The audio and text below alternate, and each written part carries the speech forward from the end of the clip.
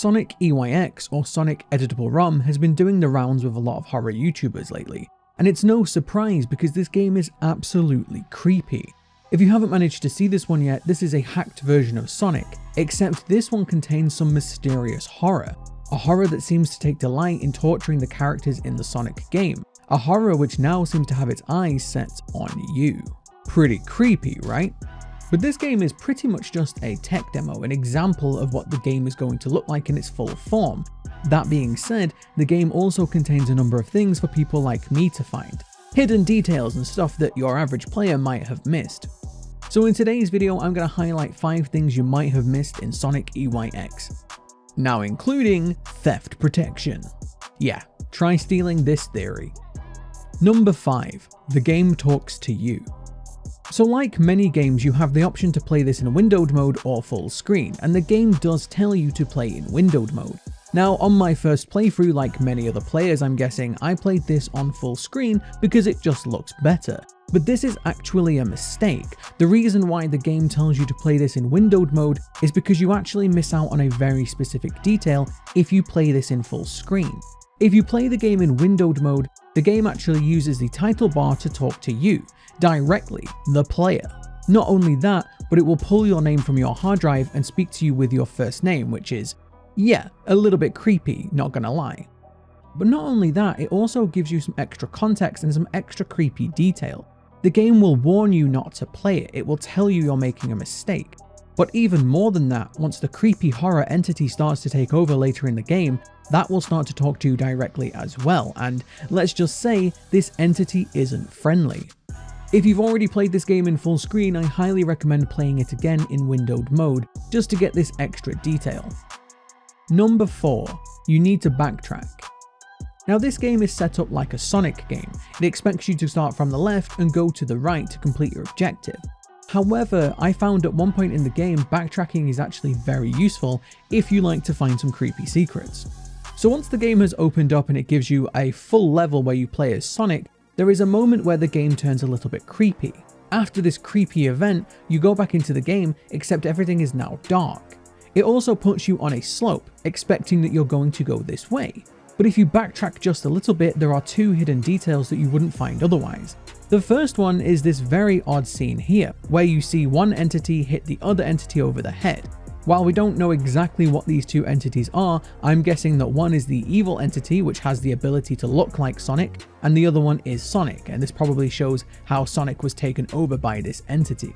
But if you go just a little bit further, you can also find this incredibly disturbing sprite of Tails with its eye missing. Now this is actually what happens with most of the characters in this game. Once this entity catches them, it seems to take their eyes, and this is a big theme of the evil or creepy sprites you find with the other characters. Not sure why this entity seems to be obsessed with eyes, but there you go. Number 3. The death screen. Now if you did really well in this game, you might not have died, and when I say die, I mean lose all of your lives. But that's actually a mistake. If you lose all 3 lives at any point during the game, you will get this death screen. Not only is it a jump scare, but it also taunts the player.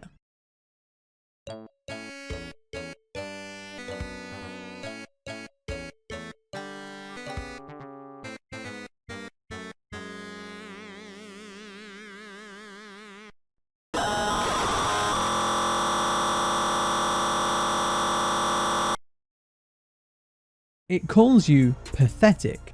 Now this is very interesting as it really reminds me of the time that games journalists couldn't finish the tutorial in Cuphead, and while I might just be making a link here that doesn't exist, it really makes me happy to think that this is a direct message to games journalists. Take that. Number 2. Hidden messages in the score. Now throughout the game you can see the top left screen show some information, including your score. Now for most of the game this is just that, information. But at one point this actually turns into a creepy detail. This scene here where we see Ray run away from the evil entity, the score actually changes to provide a number of different messages to the player. For example, it says Sonic, please stop. It also asks for help. But one very hidden detail can only really be found if you slow down the footage or have very eagle eyes. Just before this entity is caught, we can very briefly see the message, player save me. which heavily implies that Ray at this moment actually knows that the player is watching. That has huge implications for the characters in this game. If these characters know that the player exists, they might even know that they aren't real. And it also seems like they know that the player has the ability to directly influence them, which is a very creepy detail if you think about it. Imagine knowing everything you do is controlled by a player character. Yeah. And now imagine that this evil entity is trying to kill you. Yeah. Either way, it seems like Ray really wanted our help, but it did seem like they struggled to communicate it clearly, only being able to do it in these brief hidden messages. Now this makes me wonder what they would say if they could communicate to us directly. Number 1. Hidden in plain sight. So throughout the game there are a number of things that you really need eagle eyes to see. For example, in the final stage you see Sonic looking ahead in the distance. The camera moves by very quickly and you probably saw a glimpse of this character. Now slowing the footage down you can once again see that this is Tails, although a creepy version. Hello, editing Tericho here. Now you might be wondering why I said Tails in the audio when in the video it shows Amy.